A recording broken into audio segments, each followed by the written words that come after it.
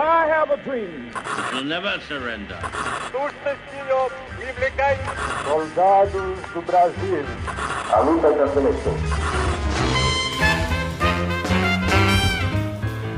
Salve, ouvintes do História FM, bem-vindos a mais um episódio do podcast do Leitura Obriga História. Eu sou Iclis Rodrigues e hoje vamos falar sobre T.E. Lawrence, ou Lawrence da Arábia, como muita gente conhece esse personagem. E para falar sobre esse assunto, eu trouxe um autor que escreveu sobre esse personagem, mais precisamente, Alessandro Visacro. Então eu passo a palavra para o Alessandro se apresentar. Boa tarde, Iclis. Eu gostaria de, antes de mais nada, agradecer a oportunidade. Eu sou autor, como você disse, de uma pequena biografia de Lawrence da Arábia, né? T.E. Lawrence, né? Mas mais conhecido como Lawrence da Arábia. Também sou autor de outros 2 livros publicados pela editora Contexto, e todos esses livros eles versam sobre conflitos modernos e conflitos principalmente protagonizados por atores armados não estatais, que é o caso que se encaixa muito bem a biografia do Lawrence, né? Então é isso, vamos falar um pouco mais sobre esse personagem tão conhecido do século XX, depois dos comerciais.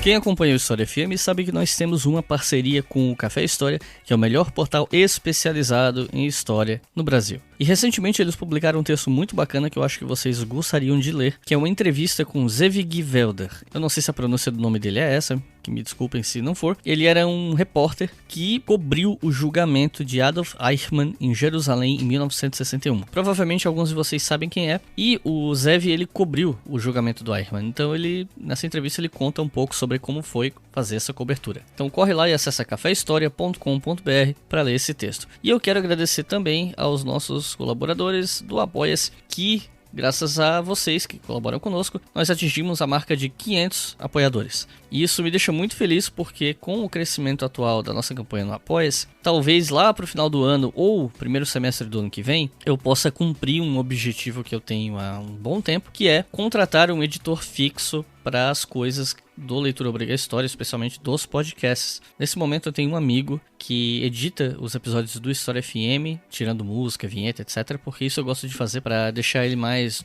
do meu jeito, mas os outros podcasts todos eu edito. E tem mais podcasts vindo por aí.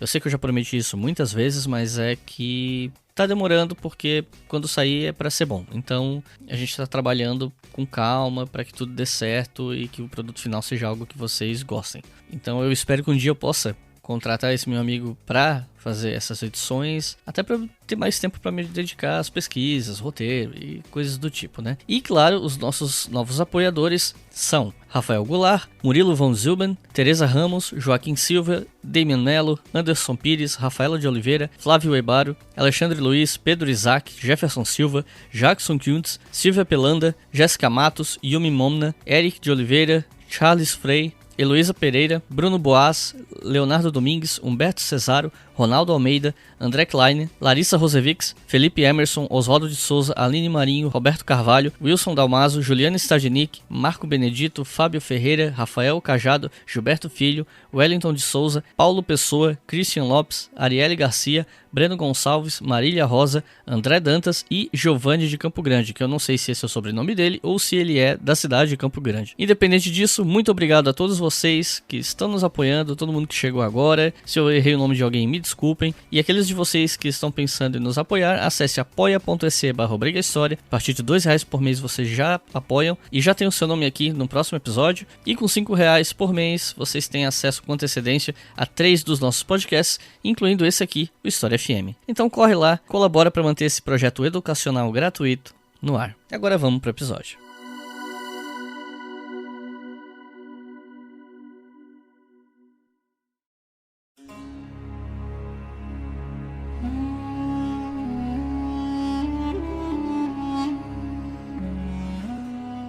Como qualquer história a respeito de um indivíduo, acho que a gente pode começar pelo começo, que é o caminho mais óbvio, para falar sobre quem é T.E. Lawrence, né? Qual foi o contexto no qual ele nasceu, família, infância, enfim. Quem é T.E. Lawrence? Bem, a história familiar dele é uma história interessante, embora possa parecer trivial nos nossos dias, mas para uma sociedade puritana como a Inglaterra no final do século XIX, a história da família dele ela é um pouco, vamos dizer assim, um pouco tumultuada, né? O pai dele era um nobre, teve um casamento, um primeiro casamento, do qual nasceram 4 meninas, né? O pai dele, Thomas Robert Chapman, acabou se envolvendo com a governanta. Naquela época era comum ter uma tutora para a educação dessas 4 meninas, né? Mas o Thomas Robert acabou se envolvendo com essa governanta. O nome dela era Sarah Júnior. E acabou engravidando essa moça. Eles moravam perto de Dublin, na Irlanda, né? No campo, numa casa senhorial no campo. Com a gravidez, a Sarah Júnior ela saiu do trabalho e foi morar em Dublin. Só que com pouco tempo, essa impostura desse patrão adúltero, né, ela se tornou evidente, um escândalo para os padrões da época, e ele teve que escolher entre a amante ou a esposa. E ele acabou optando pela amante, que era quem realmente ele amava, né? Isso trouxe certas implicações. Ele teve que abster do título de nobre que ele tinha, ele teve que abrir mão das propriedades que tinha. Tinha uma renda mensal, né? Ele conseguiu viver com essa renda mensal, mas abrindo mão daquele status econômico e social que ele tinha. E aí, esse tipo de relacionamento era considerado um escândalo na época. A família praticamente teve uma vida errante, né? Logo depois nasceu o segundo filho, Thomas Edward, que é o nosso personagem de hoje, e depois mais 2 outros garotos. E aí, esses 4 meninos chegaram na idade da educação, né, da escola, e a família se estabilizou em Oxford, onde eles poderiam dar uma boa educação para essas crianças, e aí nasceu um 5º menino, né? Então, assim, do primeiro casamento foram 4 meninas, e do segundo casamento foram 5 meninos. O segundo era o Thomas Edward Lawrence, né? Porque a família, o pai, ele teve que mudar o nome, né? O nome de Chapman, ele abandonou esse nome por conta da questão do adultério e acabou adotando um novo sobrenome que foi Lawrence, né? E aí acabou sendo o sobrenome aí da família.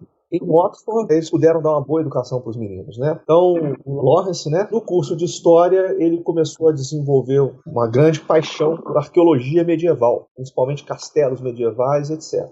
E ele percorreu a Inglaterra, depois percorreu a França e fez uma viagem pela França de bicicleta, visitando castelos e outras obras arquitetônicas medievais. E a partir daí, naturalmente, ele chegou no sul da França, às margens do Mediterrâneo. Os olhos dele, naturalmente, se voltaram para o Oriente Médio, porque na Terra Santa existiam ali castelos da época dos Cruzados e ele quis prosseguir nesse interesse dele e viajar pelo Oriente Médio. Então, entre 1907 e 1910, ele era aluno do curso de História de Oxford. E em 1909, ele fez essa primeira viagem para o Oriente Médio. Ele passou 4 meses percorrendo ali a Síria e a Palestina. Quando ele voltou, no ano seguinte, 1910, ele concluiu o curso de História dele, com louvor, se graduou com louvor. A tese dele era a influência, versava justamente sobre essa arquitetura medieval. Inclusive eu tenho o título dela aqui, em português seria A Influência das Cruzadas na Arquitetura Militar Europeia no Fim do Século XII. Exatamente. E aí ele se graduou com louvor por conta dessa defesa de tese dele. E aí ele foi convidado para trabalhar sob os auspícios do Ashmolean Museum no Oriente Médio, num sítio arqueológico na Síria. E ele foi para lá e aí foi a segunda vez que ele travou contato com as culturas árabes do Oriente Médio, né? Então essa é uma síntese do ambiente familiar dele, da história dele até o início da participação dele ali na Primeira Guerra Mundial. Agora é importante destacar realmente que aquilo que parece trivial para a gente nos dias de hoje, repito mais uma vez, na Inglaterra do final do século XIX, numa sociedade extremamente conservadora, vamos dizer assim, esse fardo que a família dele trazia, né, os pais dele traziam por conta dessa relação adúltera, ela exerceu influência muito grande em cima dos meninos, né? Os pais, embora fosse igreja, fosse um ambiente muito religioso, etc., tinham poucos relacionamentos sociais, eram mais fechados, etc., né? Bom, a gente comentou sobre essa viagem que ele fez para a Síria ainda durante a graduação, que foi quando ele começou a aprender línguas locais e se fascinou pela cultura local. Ele sempre demonstrou muito interesse genuíno, né, nesses ambientes, nesses lugares para onde ele viajou. E aí, depois de formado, ele vai para a Síria novamente, para trabalhar como arqueólogo, né? E o que a gente sabe sobre essa atuação do Lawrence como arqueólogo pouco antes do começo da Primeira Guerra? Essas idas dele para o Oriente Médio, essas 2 idas dele para o Oriente Médio antes da guerra são extremamente importantes. Na verdade, o primeiro contato com a língua árabe Se deu na própria Universidade de Oxford. Ah, foi antes? Eu achava que era só depois que ele tinha ido. Não, ele já tinha estudado um pouco de árabe em Oxford, mas o árabe é uma língua muito difícil. O pessoal brinca, né, que os primeiros 25 anos são os mais difíceis, depois se torna mais fácil. Mas ele já tinha um conhecimento muito rudimentar e essa primeira viagem que ele fez, ela foi muito importante por dois motivos. O primeiro é que ele identificou-se, demonstrou uma afinidade com a cultura local. Isso é algo assim, é muito pessoal, muito particular, né? E para sorte dele, teve essa afinidade, uma facilidade também por desenvolver empatia com a população local. E o segundo aspecto muito importante dessa primeira viagem dele, ainda como aluno de Oxford, foi que ele não fez a viagem como um turista. Ele fez a viagem mais não como um turista ocidental, né, desfrutando aquilo que normalmente os turistas buscavam à época numa peregrinação dessa pelo Oriente Médio, né, pelo Levante. Na verdade, ele procura fazer essa viagem da maneira mais simplória possível, da maneira mais humilde possível. Isso permitiu com que ele travasse contato com as pessoas mais simples, que normalmente são aquelas que melhor representam sua própria cultura. Então isso deu a ele uma primeira perspectiva, uma primeira visão dele do Oriente Médio, foi muito singular, muito diferente daquela que os turistas europeus normalmente costumavam desfrutar, né, num primeiro momento. E depois ele vai realmente trabalhar ali no sítio arqueológico em Carchemish. Esse sítio fica ali próximo das margens do rio Eufrates, ali perto de Jerablus, uma cidade na Síria. E o objeto das pesquisas arqueológicas ali eram os hititas, né? Um povo ali de cerca de 1300 a.C.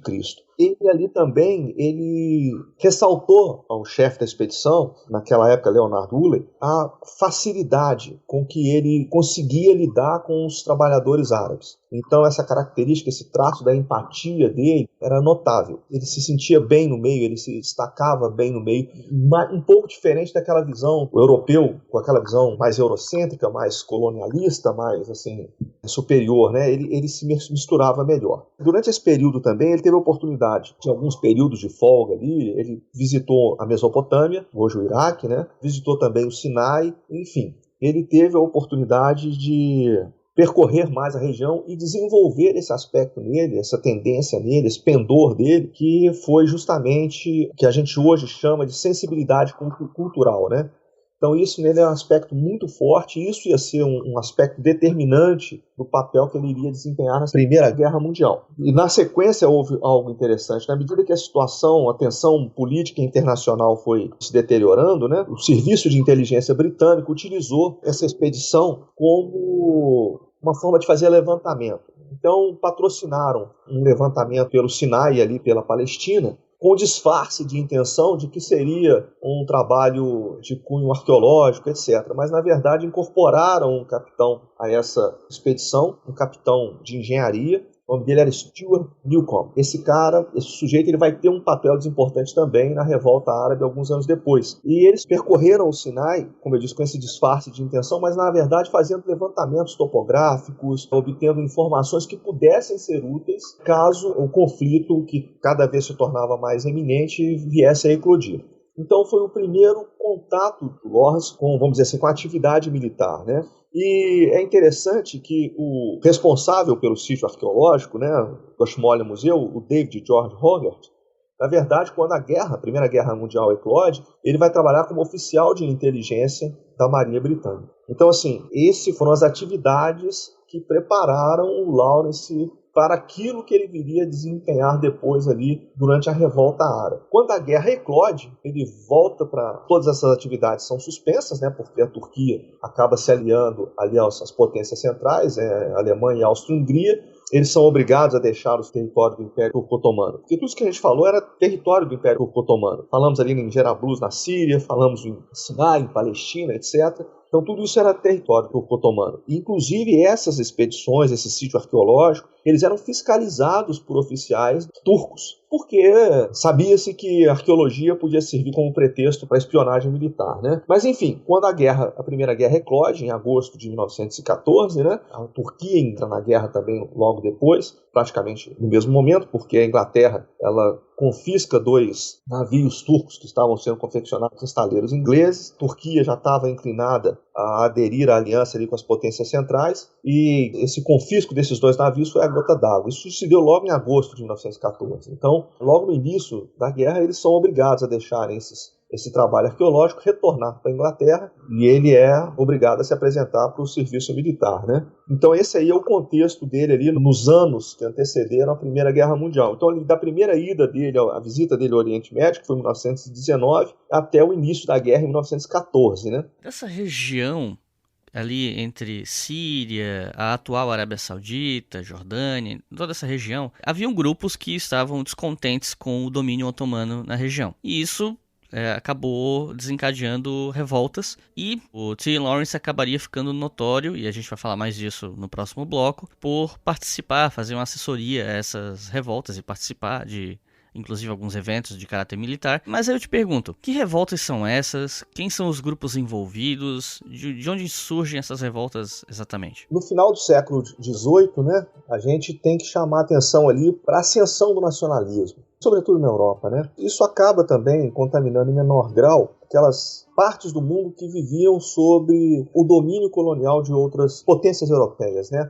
E no contexto do Império Turco-Otomano, os povos árabes eles foram inoculados, né, ainda que tardiamente, com esse germe aí do nacionalismo, né? Mas é importante chamar atenção porque antes de pertencer ao Império Turco-Otomano, essa região tinha vivido já há bastante tempo atrás 2 califados árabes muçulmanos, né? O califado omíada, que tinha a sede em Damasco, e o califado abássida, que teve a sede em Bagdá. O califado abássida foi a era de ouro do Islã, e quando esse califado ele entra em declínio, ele dá origem a 3 impérios, né? O Império Persa-Safávida, o Império dos Grão-Mughals na Índia e o Império Turco-Otomano. Então, eu estou chamando a atenção disso porque essa região ela nunca experimentou um modelo de Estado nacional em conformidade com o padrão europeu. Porque esses 2 califados árabes muçulmanos a que eu me referi, eles não tinham aquele modelo de Estado westfaliano, que era o modelo de Estado europeu. E aí vem o Império Turco-Otomano, então, além de ser inoculado com os ideais nacionalistas de forma um pouco tardia, já ali no começo do século XX, eles não tinham experiências de Estados nacionais no sentido europeu desse conceito, né? E os círculos urbanos, principalmente ali na Síria, principalmente em Damasco, eles tinham assim, um nacionalismo nascente, embrionário, mas ele era insuficiente para alcançar todos os povos árabes. Quando quem é que vai capitalizar esse desejo, por conta da sua autoridade, respaldo da sua autoridade religiosa, era justamente o xerife da cidade sagrada de Meca, né? O berço do islamismo. Ele tinha sido, entre aspas, né, colocado como hóspede do Império Turco-Otomano lá em Istambul, né? Mas no começo do século XX, os jovens turcos, imbuídos do próprio nacionalismo turco, eles vão buscar fortalecer a base étnica turca otomana, que é diferente da árabe, né? Eram muçulmanos, mas a identidade étnica era diferente. Uma característica importante desse nacionalismo do final do século XIX e início do século XX, que era um nacionalismo de base étnica. Ao fazer isso, eles mandam de volta para Meca o Hussein, que era a autoridade religiosa, descendente dos Quraishitas, né, da tribo do profeta Maomé. Então ele volta e, imbuído desse tênue sentimento nacionalista, ele tem essa autoridade vista pelos povos árabes para dar início a uma revolta. E na Península Arábica, propriamente dito, o que existiam ali era uma organização social baseada em tribos, né? Tribos de beduínos que eram nômades do deserto. Então, sem uma coesão nacional, um sentido de coesão nacional mais amplo. O principal elemento aglutinador ali era a religião, que era o islamismo. Existia uma identidade étnica compartilhada, que eram povos árabes, mas a estrutura social era a estrutura da tribo e do clã. Isso era um componente mais difícil e vai ser determinante na condução dessa revolta.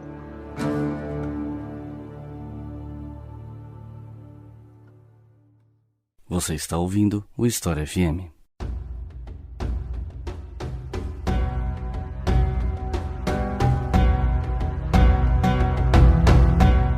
Bom, Lawrence foi fazer parte dessa revolta como um assessor militar britânico. Ele não foi o primeiro, não foi o de mais alta patente a fazer parte disso, mas foi talvez o que acabou se integrando melhor com os rebeldes. E se especula que isso se deu não só pelo conhecimento da língua árabe e da cultura local que ele tinha, mas também porque ele era muito hábil e... Você até coloca no livro que, né, baseado nas pessoas que estudaram Lawrence, né, em outras épocas também, que ele teria até um dom de manipulação, digamos assim, né? De ser um grande negociador, de conseguir convencer as pessoas das suas teses ou do seu ponto de vista, de ser um excelente convencedor, se é que essa palavra existe, e um grande negociador, né? E por isso que ele teve mais jogo de cintura para negociar com os líderes rebeldes. Como era essa relação dele com esses líderes? Você tocou aqui essa pergunta em alguns pontos muito importantes. Então vamos lá. O primeiro deles, não é incomum ao longo da história nós observarmos estados antagônicos, um conflito armado, em uma guerra, em que um lado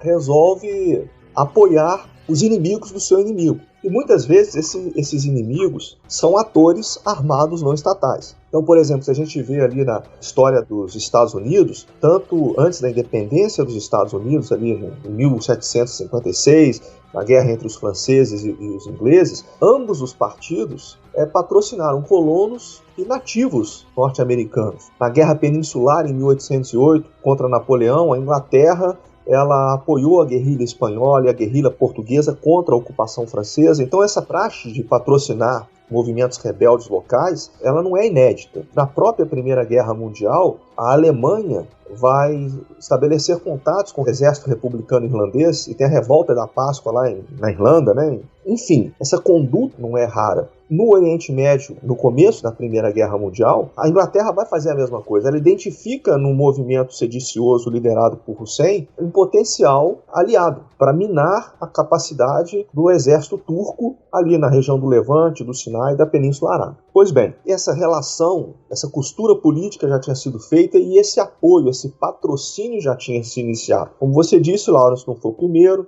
não foi o de mais alta patente.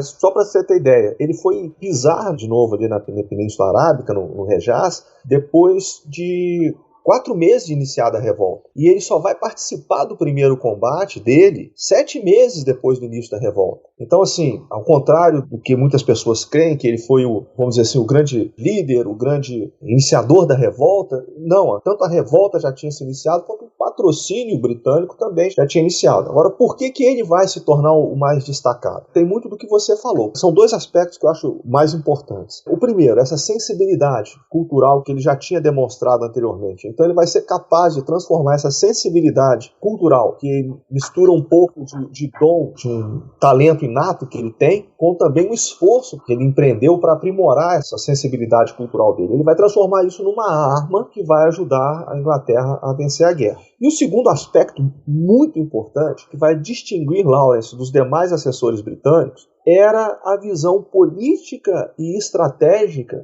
que ele tinha do potencial da revolta árabe. Então, a maioria dos assessores se limitavam a ensinar técnicas de combate para os rebeldes árabes, no intuito de tentar transformá-los em uma tropa regular, um exército formal. É algo que o próprio Lawrence vai condenar mais para frente. Porém, eles tinham essa visão muito restrita. O Lawrence não. Além dessa sensibilidade cultural dele, ele identificava muito claramente um enorme potencial político e estratégico na revolta. E ele, usando as palavras dele, parafraseando o próprio Lawrence, ele via a capacidade ou o potencial de dar um rumo construtivo à campanha britânica, a campanha aliada, porque os franceses também estavam nessa, no Oriente Médio. Uma das principais conquistas dos rebeldes com a participação do Lawrence foi a conquista da cidade de Aqaba, até onde eu sei, a única cidade portuária da Jordânia. Essa conquista permitiu que os britânicos conseguissem enviar para os rebeldes, enviar suprimentos, armas e tal. E que outros sucessos militares nós podemos atribuir não só a Lawrence, porque ele não é nenhum super-herói que está fazendo tudo sozinho, mas que sucessos a gente pode atribuir a esses rebeldes com os quais o Lawrence atuava, além da própria cidade de Aqaba, se você quiser falar um pouquinho. A conquista de Aqaba, ela vai ser um ponto de inflexão na revolta árabe, e no patrocínio britânico. É por diferentes motivos. O primeiro, no início da revolta, Hussein ele era o líder, vamos dizer assim, pela autoridade religiosa que ele tinha, ele era o grande líder da revolta. Mas ele colocou os seus filhos, e não é uma questão de nepotismo, é porque a cultura árabe realmente valoriza muito a família nesse sentido, os seus filhos foram seus principais articuladores. O filho mais velho, Ali, permaneceu com ele. O segundo filho, Abdullah, era mais o articulador político. E Faisal, o terceiro filho, ele vai se mostrar o verdadeiro comandante militar da revolta árabe. E o Lawrence ele é destacado para trabalhar como assessor militar do príncipe Faisal. Meca, o berço do Islã, e pouco ao norte dela tem a antiga cidade de Yatrib, que mudou o nome, né, para a cidade do profeta, mudou o nome para Medina. Então, no início da revolta, Meca caiu muito facilmente. Meca, o porto de Meca, que é Jeddah, e a cidade que fica logo ao sul de Meca, que é Taif. E aí, essa conquista inicial, ela não prosperou. Eles não conseguiram capturar Medina, que permaneceu na mão dos turcos. Eles já tinham conquistado o porto de Jeddah, né? Conquistaram o porto de Embu, e um outro assessor militar inglês sugeriu que eles capturassem o porto de Fez, também no Mar Vermelho. Então, esses três portos, Fez, Embu e Jeddah, já estavam nas mãos dos britânicos. O único porto que faltava, justamente o porto de Aqaba, que fica mais ao norte, né, já, vamos dizer assim, bem dentro do território turco, e existia um consenso naquela época que o mais importante era capturar Medina, que estava bem mais ao sul, né, do que Aqaba. E o Lawrence ele vai chegar à conclusão de que aquilo ali era inútil, conquistar Medina era inútil. Mais valeria a pena manter a guarnição turca em condições precárias em Medina do que realmente conquistar a cidade. E aí, a partir desse momento, Lawrence concebe uma incursão guerrilheira em Aqaba. E aí é o grande feito dele, porque ele sai com 50 guerrilheiros do porto de Fez. O Faisal, quando o porto de Fez caiu, Faisal tinha mandado, a base militar dele tinha ido, o posto de comando dele tinha ido para Fez. Ele consegue a aquiescência de Faisal para não tentar assaltar Medina, e ele parte para essa incursão ao norte. Com um efetivo pequeno, ele não foi direto para Aqaba. Ele teve que ir para a região do Wadi Siram. Wadi era como se fosse um leito de rio seco, né? E nessa região, fica a leste do Rio Jordão, ele desenvolveu um trabalho junto com outros líderes tribais que o acompanharam na saída da base de Faisal em Fez. Ele faz um trabalho de recrutamento e cooptação das tribos árabes, de beduínos que habitavam ali entre a região do Wadi Siram. Ou seja, a leste do Rio Jordão ali, né? Na verdade, do Wadi Araba, né? Porque quando o Rio Jordão bate ali no Mar Morto, ele corre para o Golfo de Aqaba ali pelo Wadi Araba. Mas enfim, ele consegue reunir esses guerrilheiros beduínos, é uma operação muito audaciosa, ataca Aqaba pela retaguarda, conquista a cidade, que estava numa situação, a guarnição turca era uma guarnição muito precária, mas foi assim, uma incursão muito difícil. Ela encontrou uma série de empecilhos pelo caminho, mas conseguiu conquistar Aqaba de forma bem sucedida. Aqaba, ele inicia a expedição em março de 1917. E o porto de Aqaba realmente cai no dia 6 de julho de 1917. Então, assim, foi uma operação que o Lawrence concebeu, né? Conseguiu convencer Faisal da importância dessa manobra, em detrimento de um assalto direto à cidade de Medina. E quando ele chegou em Aqaba, a situação logística estava muito precária. Ele se viu obrigado a tentar direto pedir apoio de ressuprimento para o comando britânico. Então ele parte para a cidade de Ismailia, às margens do canal de Suez, com o objetivo de chegar no Cairo e explicar a situação. E aí um grande golpe de sorte. Pouco antes, as tropas regulares britânicas, elas tinham lançado uma ofensiva na Palestina, porque o fronte turco ali, a linha de contato entre os dois exércitos, ficava ali entre a cidade de Gaza e a cidade de Beersheba. E os ingleses tinham feito uma ofensiva, essa ofensiva tinha malogrado, não tinha conquistado absolutamente nada, tinha tido um custo de vidas humanas relativamente alto, e o comandante britânico no Egito, o general Murray, Archibald Murray, ele é substituído. E assume o comando um general com uma experiência, tinha tido a experiência de uma insurgência na África do Sul durante a Guerra dos Boers, na virada do século. Ele assume o comando das tropas britânicas e numa inspeção à linha de frente, quando estava com seus oficiais, ali, com seu séquito de oficiais, na estação de Ismailia, ele encontra o Lawrence falando que tinha conquistado o último porto inimigo no Mar Vermelho.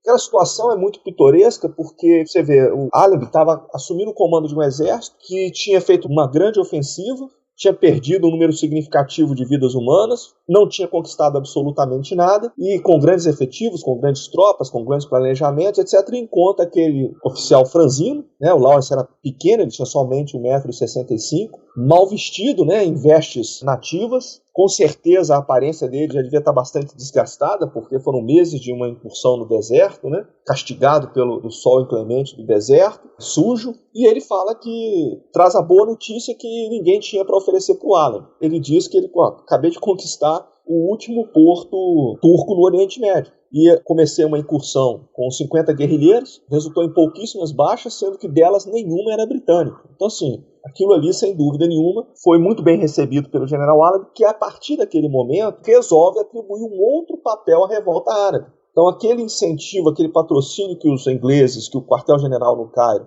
estava empreendendo em prol dos revoltosos árabes, sob a liderança do árabe, que tinha acabado de assumir o comando naquele momento, ela ganha um novo vigor. Então a conquista de Aqaba realmente é um ponto de inflexão na revolta árabe e na campanha dos árabes na Primeira Guerra Mundial. Esse patrocínio ele aumenta significativamente, então quando ele fala em aumentar um patrocínio, a gente está falando em mais assessores militares, mais dinheiro, mais ouro, né? Mais munição, mais armamento, carros blindados, artilharia, aviação. Então, assim, foi significativo. Embora a visão ortodoxa, mais conservadora, buscasse criar um exército regular entre os revoltosos, e essa iniciativa prosperou, o que chama a atenção, o papel que o Lawrence vai desempenhar, é que ele continuava insistindo que os árabes eles não tinham pendor para esse tipo de guerra, né? A tradição guerreira deles, as tribos do deserto, eles eram melhores como guerrilheiros do que como soldados. E reitero que nessa altura da campanha, o Lawrence já tinha assumido o papel de principal assessor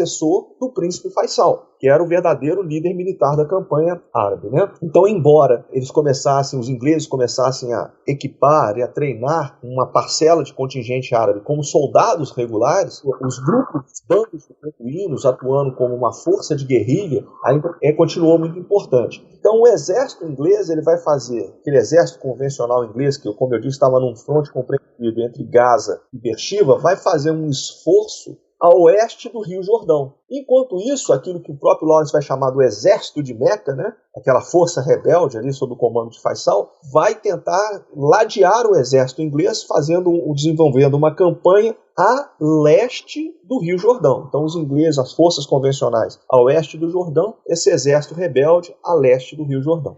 Existe uma passagem controversa no livro que o Lawrence escreveu sobre si, né, Os 7 Pilares da Sabedoria, onde ele afirma ter sido capturado em Dara, onde ele teria sido torturado, sofrido violência sexual e depois solto. Ele teria dito no livro, inclusive, que naquela noite ele teria perdido a sua integridade. No entanto, alguns pesquisadores acham que ele exagerou a extensão dos ferimentos que recebeu e existem diversas teorias sobre esse fato. Algumas delas falam que ele teria inventado essa história para encontrar com um amante, já que se suspeita que Lawrence fosse homossexual. Outros afirmam que Lawrence, na verdade, era sexual, não homossexual, e outros afirmam que ele era masoquista, que ele tinha desejo por sofrer violência em contexto de sexualidade e tal. E eu acho interessante trazer essa questão aqui, por mais que talvez alguns ouvintes estejam achando esquisito, por 2 motivos. Primeiro, porque esse tipo de episódio levanta a questão da veracidade do que Lawrence escreveu no seu relato, já que muita gente questionou sobre o quanto do que está nos 7 Pilares da Sabedoria seria real e o quanto teria sido inventado ou exagerado pelo Lawrence. O segundo motivo é porque quando se pensa nesses sujeitos que entram para a história quase que unanimemente tomados como heróis, muita gente pensa logo, né, no caso, pensando aqui em heróis a partir de uma perspectiva militar, né? As pessoas pensam em modelos de masculinidade, de hombridade, e se a suspeita de que Lawrence era homossexual for verdadeira, é uma demonstração de que certas características de heroísmo ou o que quer que seja que as pessoas atribuem a sujeitos históricos, elas independem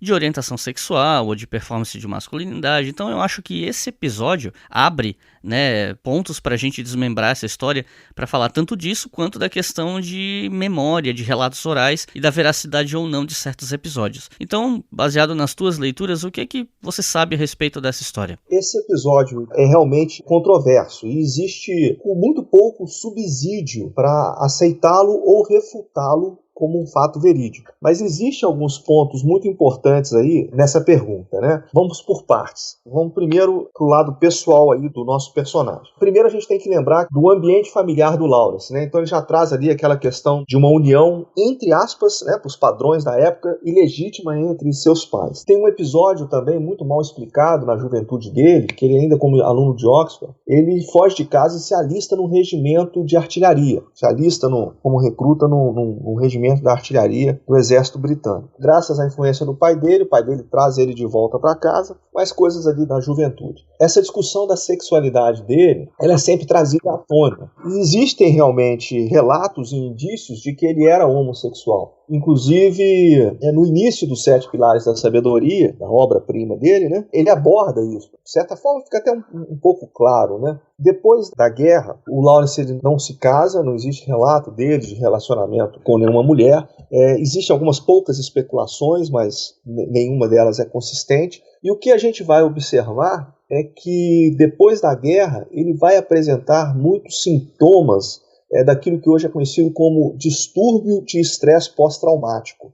É aquilo que é muito comum com veteranos, com ex-combatentes. São os arranjos psicológicos decorrentes dos traumas, que a personalidade do indivíduo é submetida ali na brutalidade da guerra. Então, assim, tanto é que a vida dele depois depois da Primeira Guerra Mundial, é uma vida, assim, parece muito sofrida. Ele busca o anonimato, ele entrega todas as condecorações, porque ele, no começo da guerra, foi incorporado como oficial, como tenente. Ele termina a guerra no posto de coronel, muito laureado, muito condecorado. Ele joga todas as condecorações, ele devolve todas as condecorações dele, né? Não aceita mais ser chamado de coronel. Ele vai até mudar de nome para buscar manter-se no anonimato. Ele se alista novamente como soldado no exército, depois na Força Aérea Britânica, na RAF, na Royal Air Force, e depois é mandado para a Índia, que era a possessão britânica na época. Na verdade, era porque hoje seria o Paquistão, né? Mas naquela época o Paquistão não existia ainda, era a colônia britânica ali na Índia. Então, assim, a vida pessoal dele é cheia desses, vamos dizer assim, desses desajustes. Então, assim, em termos psicológicos, tanto a sexualidade dele, se ele era homossexual e se ele ele padeceu de distúrbio, de estresse pós-traumático, são muitas ilações voltadas à personalidade dele, né? Eu, particularmente, acredito, aí é a minha opinião pessoal, que ele era realmente homossexual e que ele também sofreu distúrbio de estresse pós-traumático. Então, assim, essas são considerações acerca da personalidade do indivíduo, né? Agora, você chama a atenção quando a gente discute o episódio de Derá, se ele era verdadeiro ou não, e a forma com que a mídia retratou o rei sem coroa da Arábia, né, como contou a história do Lawrence, como ele se tornou uma celebridade, tanto na literatura quanto no cinema. Mas o aspecto importante disso tudo é o seguinte: o Lawrence, ele acreditava realmente naquilo que eu chamei anteriormente, que eu usei as próprias palavras dele, né, abre aspas, um rumo construtivo à campanha aliada no Oriente Médio, fecha aspas. Ele acreditava realmente no objetivo político associado aos povos árabes que eram orientados por aquele nacionalismo nascente. Então ele acreditava naquela causa realmente. E, obviamente, mais para o final ali da guerra, em que as considerações políticas passam a pesar mais do que as considerações táticas da campanha, isso vai entrar em conflito. Eu acredito que a gente vai falar isso mais para frente. Então, ele procurava fazer uso de todos os recursos. No começo da nossa conversa, você chamou a atenção para que ele era um bom negociador, um bom manipulador. Ele conhecia bem as nuances da natureza humana e sabia jogar muito bem com isso. Então, muitas vezes, ele assumia uma postura teatral, às vezes com as vestes, com as indumentárias árabes, a forma de vender a sua imagem, o teor dos 7 Pilares da Sabedoria. Ele fala na introdução que ele manipula os fatos, os acontecimentos, por diferentes motivos, mas principalmente para atender aquele objetivo político que ele visualizava naquela campanha. Então, assim, e tudo isso ele faz uso, mesmo depois do final da guerra, até o começo da década de 20, 1921, 1922, que tem a Conferência do Cairo, é redesenhado o mapa político do Oriente Médio, e ele participou disso, junto com o então ministro das colônias, Winston Churchill, ele fez uso de todos esses recursos, né? Às vezes daquela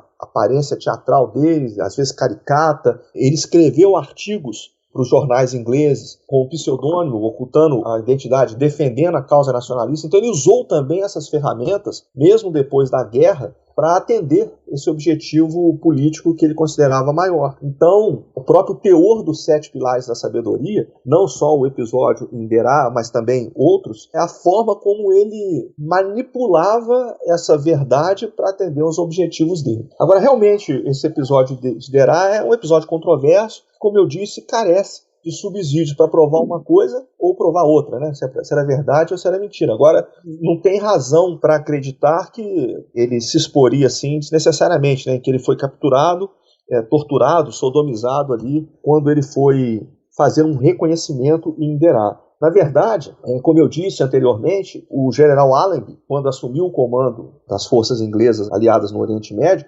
ele fez um esforço de campanha dele a oeste do Rio Jordão. E queria que o exército de Faisal fizesse um esforço importante a leste do Rio Jordão. Então o que acontece? Ele concebe uma incursão no rio Yamurk, que é um afluente da margem esquerda do Jordão, e essa incursão guerrilheira tinha o objetivo de destruir uma ponte que ia cortar a retirada das forças turcas, que estavam pressionadas pelo exército do Allenby na frente Gaza-Beersheba, e essa incursão falha. Aí eles vão uma área de Omizio, uma pequena cidade, uma pequena vila chamada Azraq. Enquanto eles estão ali, ele resolve fazer esse reconhecimento em Derá. É onde acontece esse episódio que ele teria sido capturado. Aí ele consegue retornar para Azraq, eles retornam para o sul novamente para dar prosseguimento à campanha. Bom, e para além desse episódio, como foi o resto da campanha até o término da participação do Lawrence nessa rebelião? O aspecto mais importante nesse contexto é que o esforço turco ele começa a ruir, né? Então, naturalmente, os ingleses estão reunindo meios e forças para avançarem na faixa de terra, ali na Palestina, né, entre o Mediterrâneo e o Jordão. E os líderes árabes e o próprio Lawrence, eles percebem que se os árabes, depois da guerra, quisessem sentar na mesa de negociações com algum capital político para definir os rumos que a região iria tomar com a queda do Império Turco-Otomano, eles tinham que tomar parte efetiva na vitória aliada. Então eles, em termos bem sucintos, eles se reorganizam e procuram atender aquilo que o Allenby tinha concebido, que os exércitos marchassem lado a lado, né, ali divididos, ali separados pelo Rio Jordão. E eles procuram, então, se reorganizar. Aí existe uma série de considerações, assim, vamos dizer assim, táticas demais ou técnicas demais acerca da campanha. Mas, no final das contas, eles conseguem avançar. Amman, os próprios ingleses, forçam ali Jericó, tentam empurrar a linha de frente ali para a linha compreendida entre Amman e a cidade de Saud. No primeiro momento, essa ofensiva inglesa ela é bem sucedida, mas depois os turcos acabam contra-atacando. E o exército de Faisal ele avança para Azraq, que era aquela área de Omizio que o Lawrence tinha ocupado ali na incursão dele contra o rio Amurk. A partir dali, eles avançam para Derá, conquistam efetivamente Derá. Na verdade, o Lawrence usa os guerrilheiros para fazer uma série de ações, de incursões em torno da cidade. A infantaria regular árabe, ela ataca Derá e tem um desempenho igual a qualquer infantaria da Primeira Guerra Mundial, ou seja, foi varrida ali pelas metralhadoras, mas a frente turca acaba ruindo. E de Derá, os dois exércitos, né, eles avançam para o norte, rumo a Damasco, e embora o Allenby quisesse coordenar ali a entrada dos dois exércitos em Damasco, lembrando que a Damasco é a primeira capital do califado omíada, né, os árabes descobrem que os turcos já estavam abandonando a cidade. E aí, sem esperar os ingleses, eles entram na cidade, ocupam a cidade, encontram a cidade num verdadeiro caos, né, natural, e pouco depois os ingleses entram. Então, nesse momento ali, o que os árabes entendiam como a libertação de Damasco, né, os ingleses, próprios franceses, ali, como eu disse, faziam parte daquele exército aliado no Levante, eles vão entender como a conquista de Damasco. Então, só mostra bem as perspectivas diferentes ali entre os nativos, os árabes nativos e os conquistadores europeus, né? A questão de libertar Damasco ou conquistar Damasco, né? O Lawrence, ele foi retratado como aquele líder guerrilheiro em cima no dorso de um camelo, né? Conduzindo aquelas tribos hostis, e realmente durante boa parte da campanha, até um pouco depois ali da queda do porto de Aqaba e da incursão mal sucedida, malfadada ali no rio Amurk, realmente as incursões dele eram feitas basicamente somente com camelos. Mas a partir daquela ampliação do patrocínio inglês, ele passa a incorporar também nessas incursões guerrilheiras viaturas blindadas e também aeroplanos. Então, assim, para os padrões da época era algo extremamente sofisticado. Então, assim, algo bastante original, bastante criativo. Aquelas técnicas primitivas de beligerância dos guerreiros beduínos habituados àquelas suas expedições de rapina no deserto, né? Com aquilo que existia de mais avançado em termos tecnológicos, que eram viaturas blindadas dotadas de metralhadoras, né? Equipadas com metralhadoras, e aeroplanos. Então, assim, algo extremamente sofisticado, inovador, criativo e, o mais importante, extremamente eficiente, né? Então, essa é uma contribuição muito bacana que a gente observa na Revolta Árabe.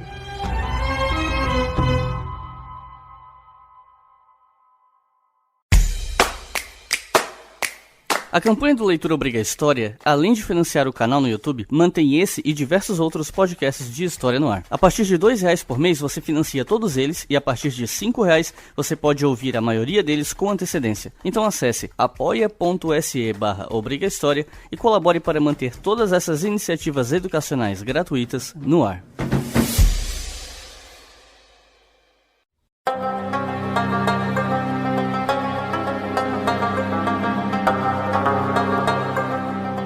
No fim da guerra, e aí nós vamos entrar em uma das polêmicas que diz respeito a esse contexto todo, os britânicos se recusaram a cumprir promessas que eles teriam feito aos rebeldes árabes. Lawrence sabia dessas promessas e, pelo que eu li, ele não ficou nem um pouco feliz com essa quebra de confiança, mas ele era um britânico, parte do exército britânico, a lealdade residia com a Grã-Bretanha a despeito dos protestos e do desconforto dele com essa quebra, né? E aí eu te pergunto, que promessas e acordos eram esses e por que eles não foram cumpridos?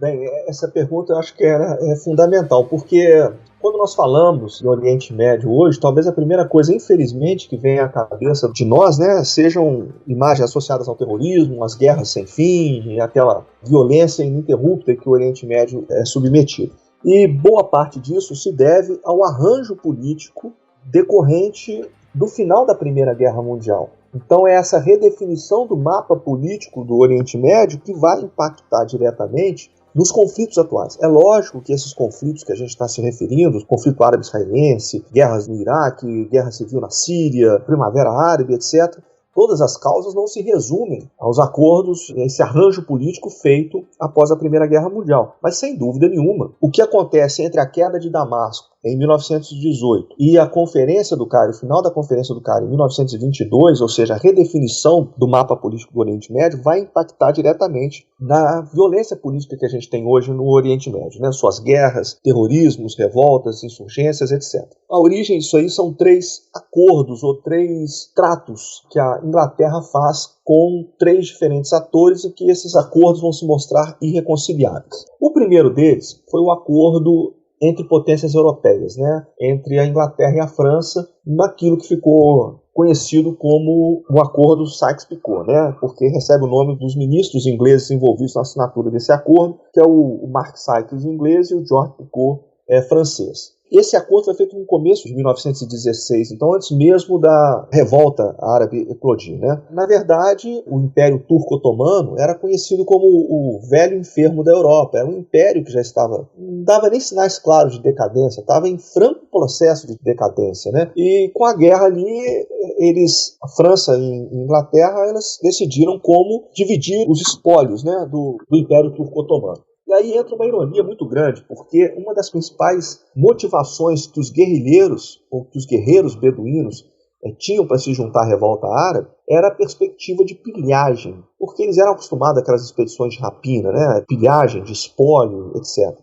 Então, eles faziam as incursões, às vezes descarrilhavam um trem, saqueavam o trem, e aí a coisa perdia totalmente o controle. Os grupos de diferentes tribos se debandavam, o que eles podiam saquear eles colocavam no lombo de um camelo, eles faziam isso. Era uma característica daquela forma de guerra tribal. Mas quando a guerra chega ao fim, o grande espólio, né, o grande saque, a grande pilhagem é feita justamente pela Inglaterra e pela França. Então eles já tinham concebido essa divisão dos espólios ali do Império Turco-Otomano. Isso foi no começo de 16 e esse foi um acordo, o primeiro desses acordos que vão se mostrar divergentes e irreconciliáveis. O segundo acordo é justamente o acordo que vai levar ao patrocínio inglês da revolta árabe. O comissário britânico no Egito, Henry McMahon, o alto comissário britânico no Egito, ele inicia negociações até por iniciativa dos próprio Hussein, e o grande interlocutor disso aí vai ser o segundo filho de Hussein, o Abdullah, né, que vai se mostrar um político muito hábil.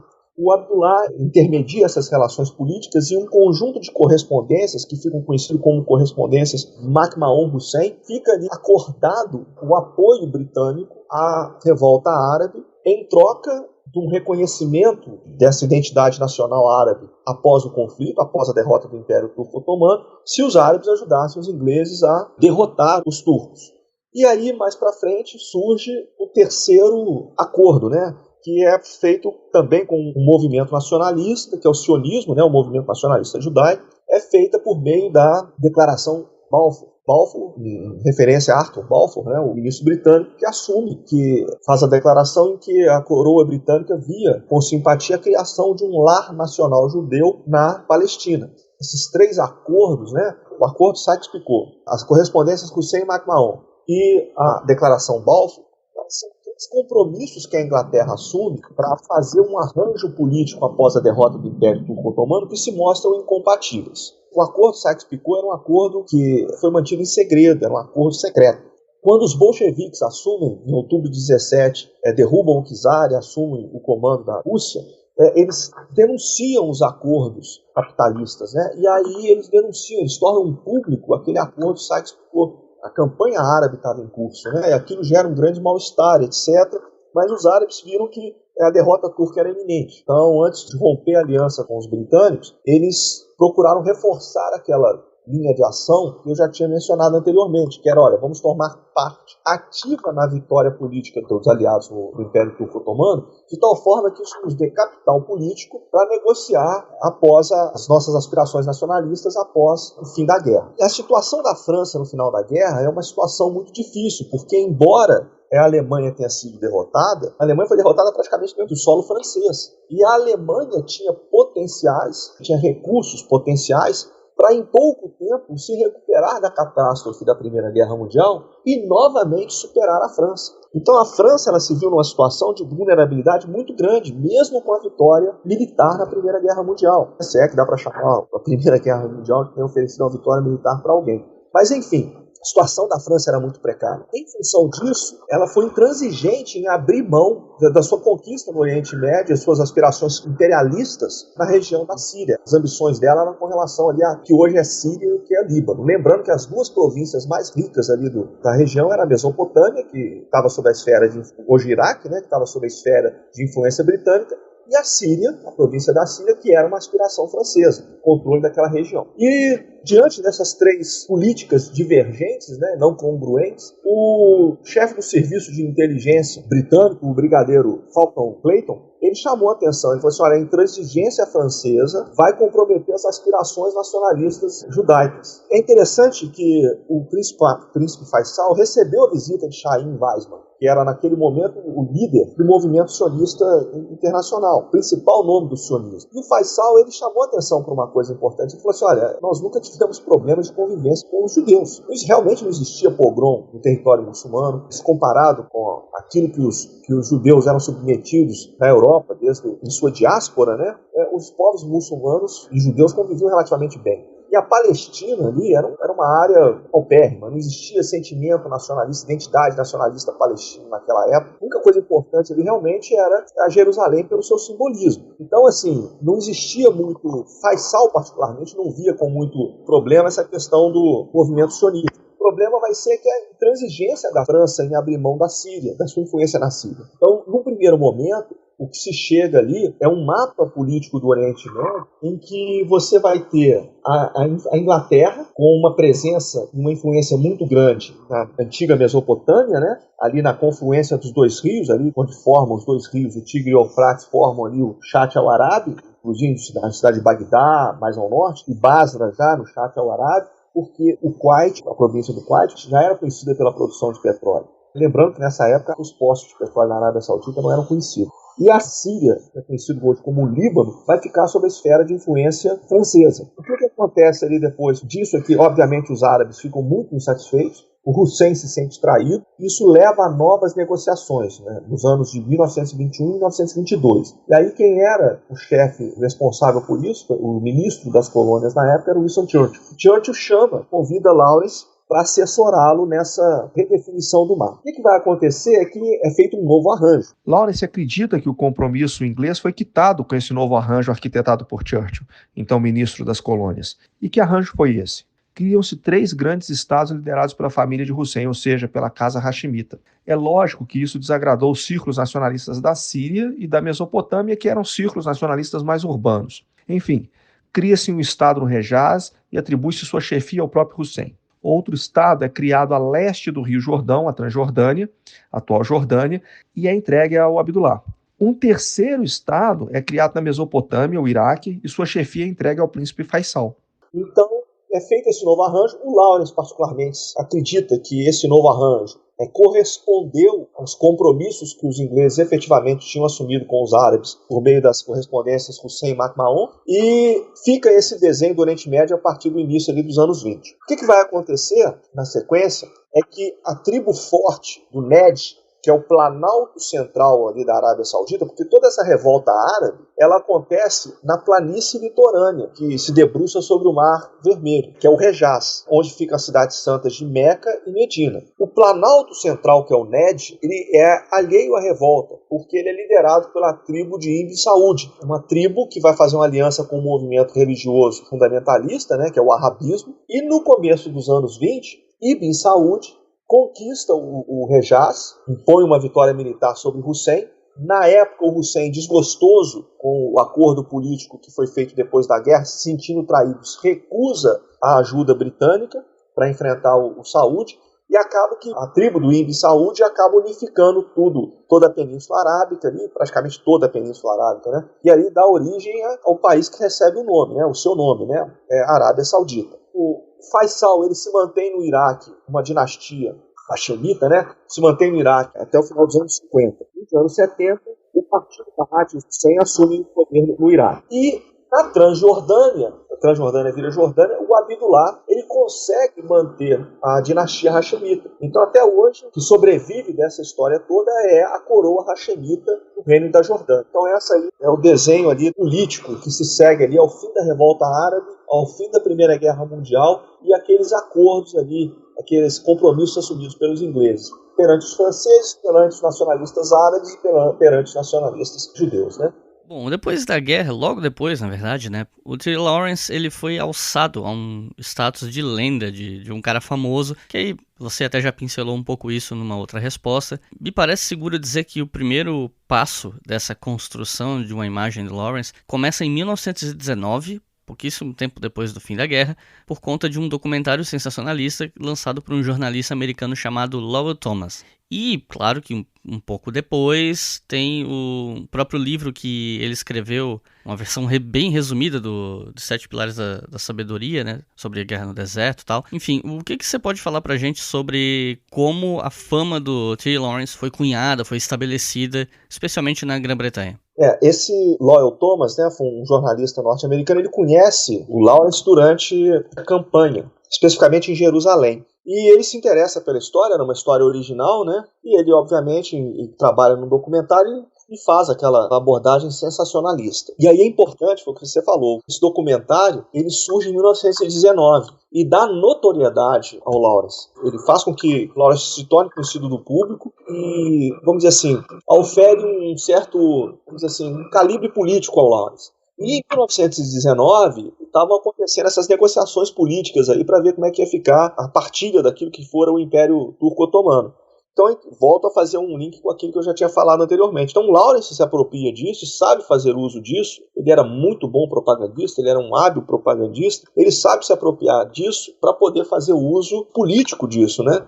Não é à toa que, pouco tempo depois, ele é convidado pelo Churchill para assessorá-lo nas negociações ali na Conferência do Cairo. Os 7 Pilares da Sabedoria, a primeira edição, foi muito restrita. Ele fez essa versão ali mais reduzida, que foi Revolta no Deserto, que foi um sucesso, né? E a lenda dele se propagou, né? Aí um episódio interessante que acontece, como eu disse, depois que esse acerto político foi feito, o Lawrence se retira discretamente da vida pública. Ele muda de nome, ele terminou a guerra como um coronel condecorado e famoso, muda de nome, adota nomes falsos e se incorpora como um soldado. Em um determinado momento, ele é designado para servir na Índia, como eu disse, que seria hoje o Paquistão, na época não existia, né? Em determinada ocasião, ele estava na província de Peshawar, a cidade de Peshawar, que fica ali próximo da fronteira com o Afeganistão, e rompe uma revolta afegã, as turbulentas tribos afegãs ali perto de Peshawar, né? Quando os repórteres vão para lá, um dos repórteres, para cobrir essas revoltas, identifica, né, descobre ali na base o Lawrence, né, como um Zé qualquer ali naquela base. E aí já vem a teoria da conspiração, né, de que ele estaria ali envolvido na revolta por determinação britânica, etc. Chega-se, tem revolta, tem protestos, manifestações contra, um boneco dele é queimado em Londres, né, contra a política intervencionista e colonialista britânica, mas aí ele é repatriado, né, ainda busca o anonimato, né, e depois da morte dele, os 7 Pilares dele é publicado originalmente, a íntegra, né, se transforma num marco da literatura internacional, um best-seller famosíssimo, e em 1962, David Lean faz uma superprodução, estrelada ali por Peter O'Toole, Omar Sharif, Anthony Quinn, ganha inúmeros Oscars, 2 Globos de Ouro, diversos outros prêmios. Então isso ajudou muito a construir aquela imagem, por vezes até caricata, do personagem Lawrence da Arábia, né? E essa imagem caricata que ele mesmo ajudou a alimentar, mas não pretensões de atender o seu ego ou as suas ambições. Ele utilizou essa propaganda e às vezes essa imagem caricata, teatral, etc., para atender a causa a que ele servia. Lembrando que, como você mesmo disse, era uma causa que ele era ambígua, porque ele devia lealdade à coroa britânica, à política britânica, mas ele era simpático à causa nacionalista árabe. E os povos árabes veem a forma como é contada essa visão eurocêntrica da revolta árabe. Obviamente, os árabes veem de forma negativa isso, acreditam que o papel do Lawrence foi superestimado na campanha. Na verdade, a campanha teve outros líderes, os verdadeiros líderes nativos, e isso o Lawrence, uma leitura atenta da obra dele, deixa isso muito claro. Mas ele é alçado a essa condição desse personagem aí, literário e cinematográfico, né? E o papel dele, às vezes, é um pouco distorcido, tanto para mais quanto para menos, né? Tanto como um super-herói, que foi o verdadeiro artífice e líder da revolta, o que é um exagero, ou como, de forma negativa, como nada mais do que um impostor ou uma farsa imperialista, que também é uma visão incorreta, né? Bom, o Lawrence ele faleceu aos 46 anos, em 1935, depois de um acidente de moto, né? Se não me engano, um carro fechou ele ou algo assim, ou ele bateu num carro, bateu com a cabeça, ele não estava usando capacete, não era obrigatório na época, e ele veio a falecer. Na época ele estava usando o nome, eu acho que se não me falha a memória, de Thomas Edward Shaw, ele só mudou o sobrenome, né? Enfim, apesar de ter já morrido há muito tempo, na minha opinião até cedo, ele deixou um legado que... na época, me parece que foi bastante subestimado pelos militares da época, porque achavam que a experiência dele no Oriente Médio é uma coisa tão distante da guerra tradicional que as lições que o Lawrence poderia dar, né, seriam inúteis ou desnecessárias. E hoje, a gente sabe que não é bem por aí, né, porque o formato de guerra irregular hoje, ele tem sido predominante em muitos conflitos pelo mundo já faz algum tempo. E como eu sei que essa é especialmente a tua área de atuação, né, pesquisa sobre guerra irregular, eu gostaria de ouvir o que você tem a dizer sobre o quão úteis podem ser as lições que Lawrence deixou de um ponto de vista militar sobre a guerra irregular, e muita coisa até que ele bolou na prática, né, colocando em prática essas ideias, o quanto elas são importantes para estudos de guerra irregular no presente. Você foi preciso nisso aí, né? Na época, lá, assim, a despeito da notoriedade que ele ganhou, era visto, entendido mais como um aventureiro bem-sucedido, né? Em termos militares, as lições dele, assim, não podiam ser facilmente incorporadas pelaquela visão mais ortodoxa, mais rígida da ciência militar como era entendida no começo do século XX, né? Mas um dos principais pensadores militares e estrategistas do século passado, né, que foi Idelhart, ele já tinha identificado no Lawrence esse componente de gênio, né? O Lawrence, como nós conversamos, ele não era um militar profissional. Então ele não estava amarrado pelaquela ortodoxia extremamente rígida que caracterizou ali o pensamento militar no começo do século XX, ali, principalmente na Primeira Guerra Mundial. Então, assim, ele tinha suas premissas, seus processos cognitivos, ele era completamente livre desse tipo de amarra. Então, assim, foi essa liberdade associada com a visão política e estratégica que ele tinha acerca da revolta árabe, a sua sensibilidade cultural, que fez ele refletir e despertar sobre as características singulares daquela rebelião, daquela revolta, daquilo que é chamado guerra irregular, né? Um conflito protagonizado por atores armados não estatais. Então ele viu isso com muita clareza, viu isso com muita lucidez, e os 7 pilares da sabedoria é muito rico em ensinamento acerca dos princípios da guerra irregular. Então ele trabalhou isso de forma magistral. Em um determinado momento, no Cairo, ele escreveu um paper intitulado 27 artigos. São 27 itens, 27 tópicos que orientam o assessoramento. Ele escreveu com o objetivo de orientar os oficiais britânicos empenhados no assessoramento dos chefes tribais árabes. E esse documento ele é pródigo em lições acerca das relações interculturais, da forma como manejar os líderes locais para atender os objetivos da campanha. Então, assim, o legado do Lawrence, nesse sentido, é espetacular. Ele é considerado um dos modernos criadores da técnica de guerrilha. Muito daquilo que os militares hoje chamam de doutrina de forças especiais tem muito da experiência e dos ensinamentos de Lawrence. E a partir da Segunda Guerra Mundial, o que nós observamos é um decréscimo significativo de conflito entre estados nacionais antagônicos,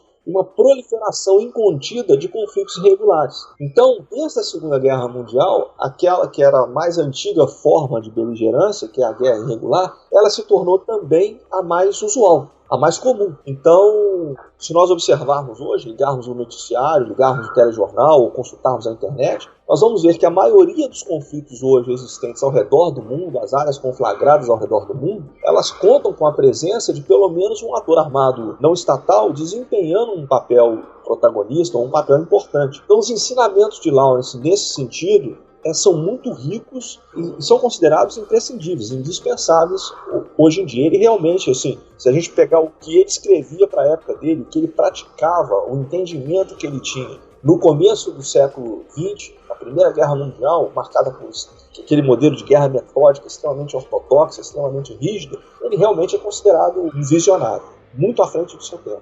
Tanto com relação às técnicas, às incursões guerrilheiras, como ao uso da propaganda, ao uso da sensibilidade cultural como uma arma, a forma como assessorar líderes político e estratégico às suas ações, realmente muito à frente do seu tempo.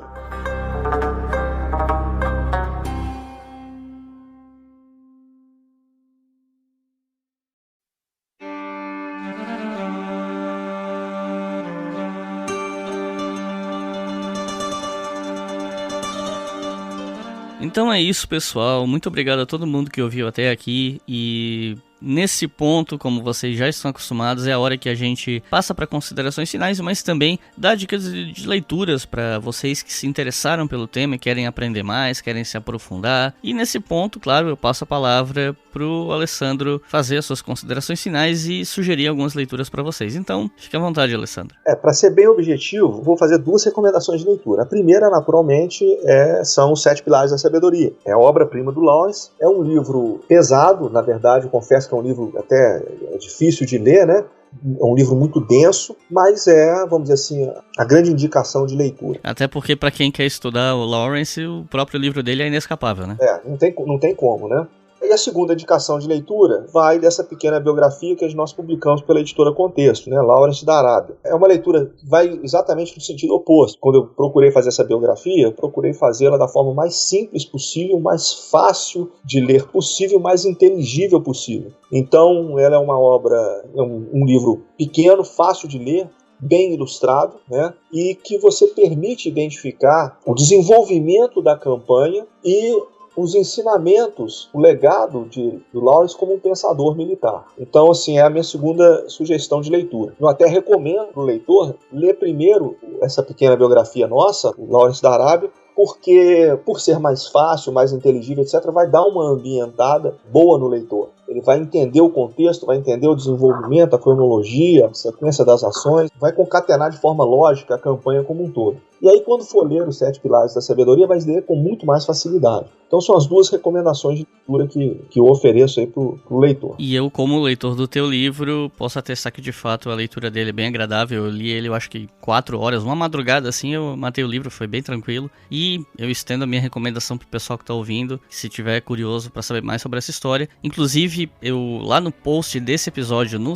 nosso site historiafm.com, eu vou deixar os links para compra dos 2 livros, tanto 7 Pilares, se eu encontrar, né, quanto o seu livro. Então é isso, pessoal. Muito obrigado por terem ouvido até aqui. Não se esqueçam de seguir o nosso perfil no Twitter, @historiafm, FM maiúsculo, né, para deixar isso bem evidente. Não se esqueçam também que a gente tem uma campanha no Apoia-se que financia esse e todos os podcasts produzidos pelo Leitor Obriga História, que no momento são 4. E com a colaboração mensal de R$5 você pode ouvir esse e outros podcasts com antecedência. É só acessar apoia.se/obrigahistoria. Então é isso. Muito obrigado e até a próxima.